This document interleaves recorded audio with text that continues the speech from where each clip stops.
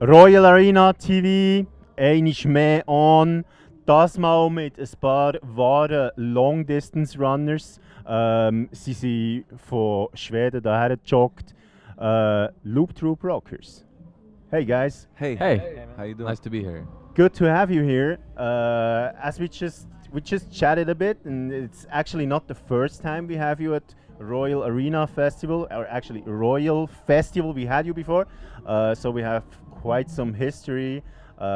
History is actually repeating. We have BCC who played the same year as you did.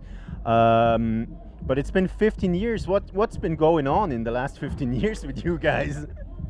I think that those 15 years are like when most of the things have happened for us. Like we started in 92, but from 92 to 2000 was really just a build-up phase where we put out some vinyl EPs and did some shows, but from 2000 2001 is when it really started. So Yeah, that's really when we started touring in 2003. First Australian tour. First time we went to Japan. We went to a lot of new places. So we've been traveling quite a lot. It's cool. Like there's a few artists in the Scandinavian scene. Like when we look back at the end of the 90s, early 2000, when vinyl 12 inches were big, raucous, and all of that. Like you guys and Noise and like a whole lot of Scandinavian guys were really high up skill wise. How would you explain that? Like compared to other European acts? it's hard to compare with other European acts, I guess, because I don't really have that insight.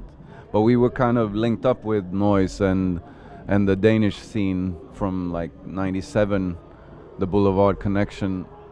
We did shows there and with those artists. I don't know what it could be. Maybe one reason is simply because we were rhyming in English. I mean, most people at that time started rhyming in their like own languages in Europe. and German and French. It wasn't really that situation for us. It's happening But he was now in talking Sweden. about the quality though. Yeah, but I mean, like some of the people from maybe from France, for example, they didn't get to tour as much because the quality was probably good. But I mean, because in Sweden, the only French crew I've seen was Science Super Crew. That was a little bit later, though. Also, we started to make music maybe 10 years before we even came out internationally. Yeah. So maybe a lot With- of practice. But I kind of felt like you guys were really up to par. You mentioned Boulevard Connection, for example. Like, to me, what you did on there was on the same level as was, for example, Rocka from Dilated was doing. Like, that was heavily impressive to us guys down here. Like, these guys have the transatlantic connects and all of that. Is that also a language thing? Yeah, I think like he was saying, the language thing was definitely there. I think it's because the Swedish language is so small, so we more or less had to, at least in the beginning, we more or less had to do it in English to be able to communicate with the outside world. I mean, not just in hip hop, but as a people, as if you're as a Swede want to reach out, could be pop music, it could be movies or whatever. You need to learn English or other languages as well. So I guess other bigger countries and bigger cultures, they don't really have to. So they kind of in a way stay local because their local market is so big, while our was so small. Is it more is it more a question of market, meaning business, or also the possibility to spread a message, like especially you? I would say it's a big difference. I mean, time-wise, like at that time, hip hop was so small. in Sweden it was a small community, you know. It felt like we had to do it in English, and we grew up on American music. But over the years it has grown. Now there's a lot of Swedish artists, and for them it's more natural to rap in Swedish because it's already a big thing and it's on TV and it's everywhere, you know.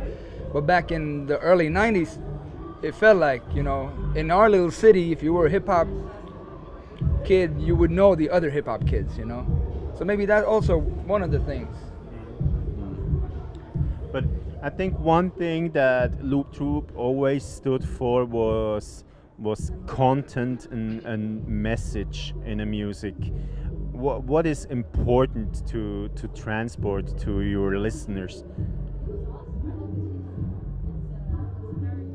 Any kind of vibe and energy, I guess.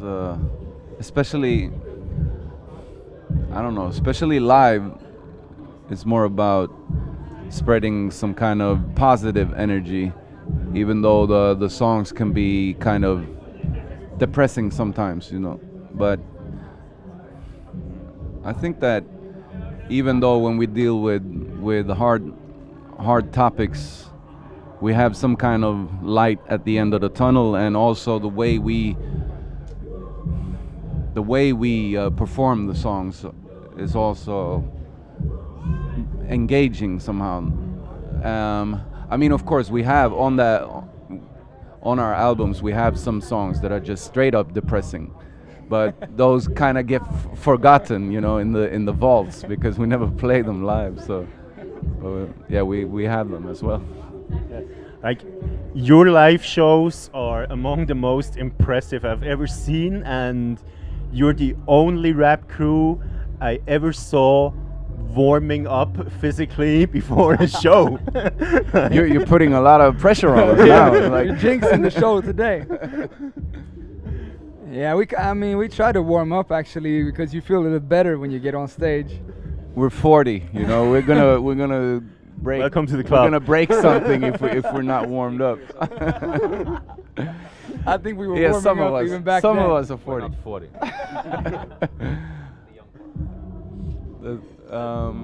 No, I but actually get pretty sometimes scared when, like, the shuttles and people before the shows, that we're so calm right before the show. Oh, are you not in the mood? Are you not gonna perform tonight? Because we really need that time, and then some exercise, explosiveness. And I'm pretty sure we're gonna have that explosion tonight on stage.